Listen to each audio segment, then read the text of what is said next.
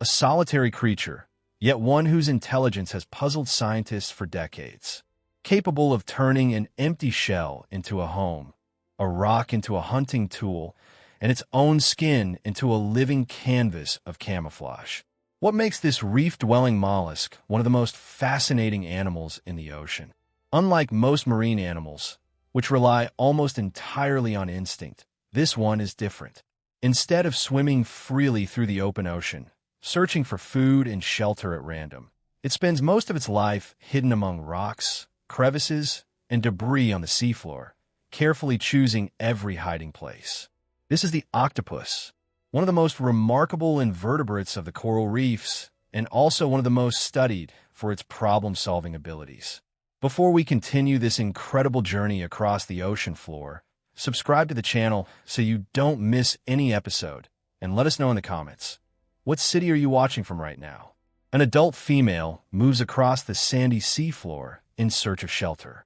Her 8 arms, covered in hundreds of suckers extremely sensitive to touch and taste, probe every crevice, every shell, every object she comes across. She tests abandoned mollusk shells, rusty cans covered in algae, gaps between corals, and even bottles discarded by fishermen. Not every shelter will do. The size of the entrance, the depth of the inner chamber, and the protection from currents and predators all need to be nearly perfect. After a careful inspection, tentacle by tentacle, she makes her decision. A large, spiral-shaped shell, half buried in the sand, will become her new home. It's spacious enough to shelter her soft, flexible body, and narrow enough at the entrance to make it difficult for larger predators to get through. She begins organizing the space inside, pushing grains of sand, fragments of broken shells, and small debris out with the tips of her arms, shaping the chamber to fit her own body, and officially claims that patch of seafloor as her territory.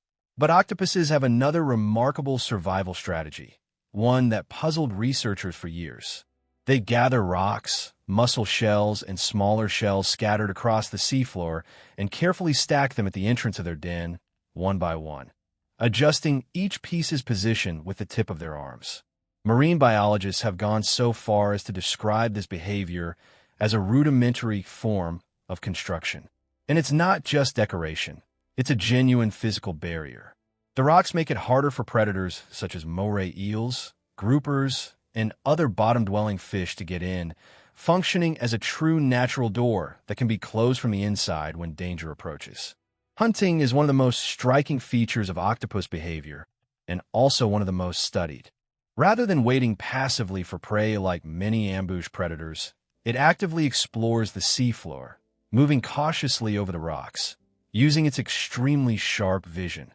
Capable of detecting subtle differences in contrast and light polarization, and the ultra-sensitive touch of its suckers to detect prey hidden under the sand or inside crevices. Then, suddenly, it lunges, wrapping an unsuspecting crab in its elastic arms, and injecting a mildly toxic saliva that begins to paralyze the prey. When it needs to capture prey protected by a tough shell, like a mussel or an oyster, the octopus displays one of its most surprising talents, and one of the rarest in the animal kingdom. It selects from the rocks around it one of the right size and weight, grips it firmly between its arms, and uses it as a tool, striking the shell repeatedly until it cracks, or wedging it in to force an opening and reach the soft interior. It's one of the few invertebrates known to science to use external objects as tools, a behavior once thought to be exclusive to primates and a handful of birds. When danger appears, the octopus reacts with astonishing speed. It can change the color, pattern, and even the texture of its own skin in a fraction of a second, thanks to specialized cells called chromatophores, blending almost perfectly with the rocks, corals, or algae around it. If camouflage isn't enough, it can release a thick cloud of dark ink, creating an underwater smokescreen, and flee in a swift jet, expelling water through its siphon like a true jet engine. It's one of the most recognizable and most effective defense behaviors in all of marine life. Breeding season has arrived, one of the most delicate and risky moments in an octopus's life.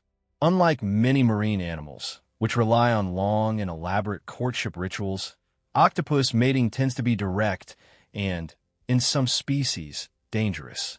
The male approaches with extreme caution, keeping a safe distance, since the female is often larger, stronger, and on occasion, aggressive enough to devour him if he approaches the wrong way. Using a specialized arm called the hectocotylus, the male transfers a packet of sperm directly into the female's mantle cavity, often keeping physical distance from the rest of her body as a safety measure. If the encounter is successful, he swims away soon after, visibly weakened by the effort, and rarely survives much longer. She returns to the shell she chose as her home, not to rest, but to prepare for the most important and also the final chapter of her life. The chamber inside the shell is carefully lined with secretions produced by her own body, and there, with precise, delicate movements, she lays hundreds of thousands of eggs, weaving them into long strings that hang from the ceiling of the den, like clusters of translucent grapes swaying gently in the current. A female octopus can lay between 100,000 and 400,000 eggs, depending on the species, each one tiny, transparent, and extremely fragile, requiring constant care. From this moment on, she never leaves the den again. Never again. The female stays there throughout the entire incubation period, which can last from weeks to several months, depending on water temperature and currents. She uses her arms to create constant currents over the eggs, ensuring proper oxygenation for each string, and spends hours cleaning them one by one with the tips of her suckers, removing algae, fungi, and parasites that could compromise the embryo's development. Oxygenation and constant cleaning matter more than anything else at this stage of her life. This leaves every other need behind. She stops hunting. She stops eating entirely. Her body begins consuming its own energy reserves, and she devotes every moment, every last bit of strength, exclusively to protecting that generation not yet born. After weeks of uninterrupted vigil, day and night, without rest, the first movements begin to appear inside the translucent eggs. Tiny eyes and the outlines of tentacles become visible through the thin membrane.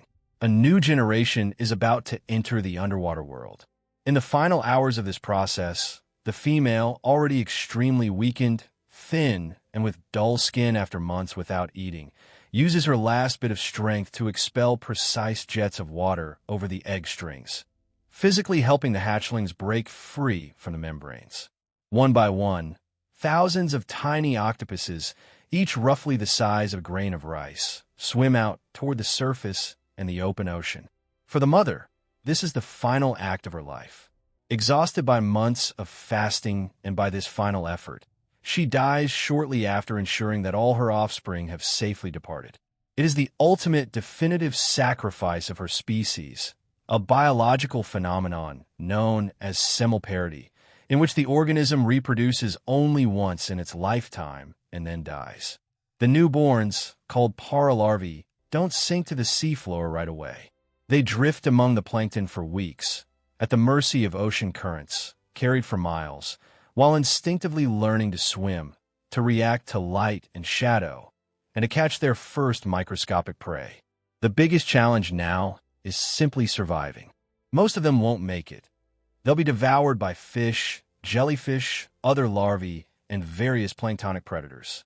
It's estimated that only a small fraction, often less than 1%, manage to survive long enough to reach the ocean floor and begin their bottom-dwelling life. Unlike many other mollusks and most vertebrates, the few young octopuses that do survive begin hunting on their own almost immediately, with no guidance from their parents, no one to observe, no model to follow.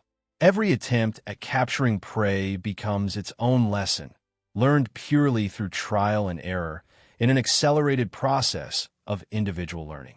Their initial diet is dominated by small planktonic crustaceans and microscopic larvae. But as they grow and settle on the seafloor, crabs, bivalve mollusks, and small fish become increasingly important in their diet. Failure is inevitable in this process. Prey slips through their arms, and the hunt has to start over from scratch, again and again. At the same time, danger is always lurking in every rock, in every shadow. Every successful bout of camouflage, Every safe crevice they find to hide in increases their chances of survival just a little more. Just a few months later, the young octopuses have already become skilled, independent hunters, having fully mastered the art of instant camouflage and already showing the first signs of tool use, handling small rocks and shells with curiosity and purpose. In about a year, depending on the species, many octopuses are already approaching sexual maturity, having grown dozens of times the size they were at birth. One by one, they leave the shallow areas where they grew up, venturing out in search of their own territory among the deeper reefs. The shell that once served as home, and finally as a tomb, for the mother remains empty on the seafloor, half covered in sand, but not for long. In the next cycle, another female, passing through that same stretch of reef, may choose that exact same shelter to start the whole story over again. On the ocean floor, there are no true endings, just one generation after another, repeating the same cycle of solitude, ingenuity, and sacrifice. This is how the octopus, despite a short life and such a dramatic outcome for every female, has survived countless reproductive cycles over millions of years.